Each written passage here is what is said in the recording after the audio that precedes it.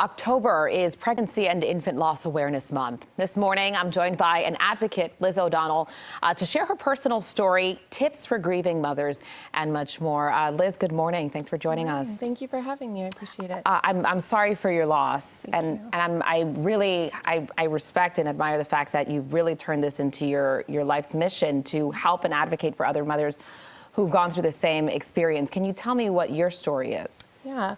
So I found out I was pregnant with my daughter, Aaliyah, in June of 2020. Everything was great up until it wasn't. I had felt reduced fetal movement, went into the hospital, was told that she had passed away, and I delivered her on December 1st. How far along were you? About in between 31 and 32 weeks. At what point do you decide I am going to, because a lot of people might want to shut that out, not think about that time in their lives, understandable. At what point do you decide, no, I'm going to take this head on and advocate for other mothers? You know, for me, it's different for everyone, and it's okay to shut down. And I always like to say that. It's absolutely appropriate to shut down. For me, jumping into advocacy, I'm a former teacher. So helping is just who I am. And jumping into this work has kept me alive in a lot of ways. It's been my way to handle my grief. And I still have tough days. Yeah, but, I'm sure, absolutely. But this has helped. You have 5 tips for grieving mothers. Yes. I want to run through that because I'm sure it's much needed for a lot of folks out there. Yeah, let's start with the first one here. Yeah. So when we talk about giving yourself a break, it's okay to be griefy. We call them griefy days. If you need to sit on the couch and cry, not leave your bed, that is allowed. Don't get mad at yourself for that. When we talk about moving your body, I've gotten really into yoga, and Peloton has honestly saved my life through this experience. But there are tons of ways to do that, low to no cost. Allow small joys. If someone says something funny and you laugh, the first thing a lost mom does is feel guilty.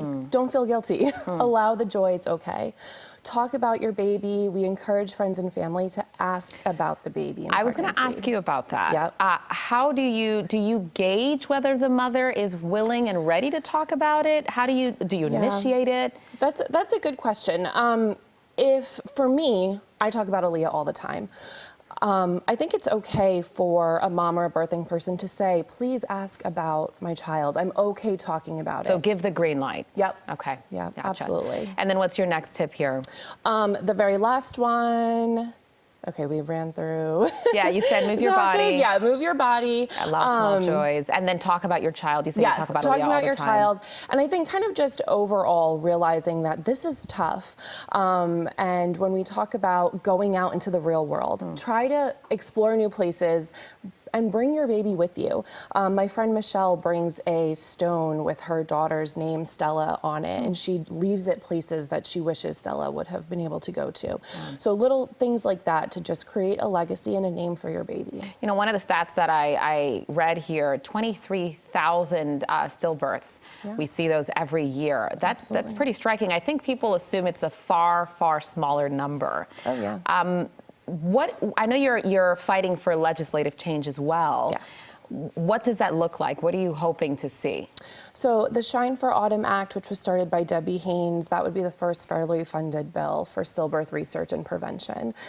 States collect data differently. It's not uniform, which means there's a lot of miscommunication, a lot of gaps. The Shine for Autumn Act would fill that.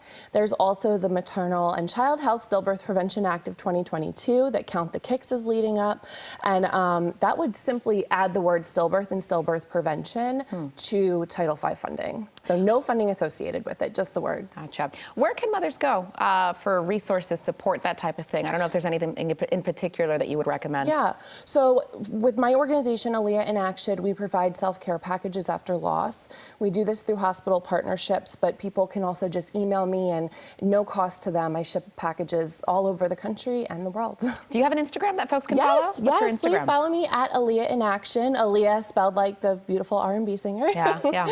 Yeah. Awesome, awesome. I would also recommend not just mothers and birthing people to follow you, but others who perhaps know someone who's lost a child. Absolutely. So that you can also be familiar with ways to support those people in your life. And And I would just like to add that this Saturday we are having the first stillbirth prevention rally on the National Mall associated with Push Pregnancy. It'll be from 12 to 4 on the National Mall at 7th and Independence.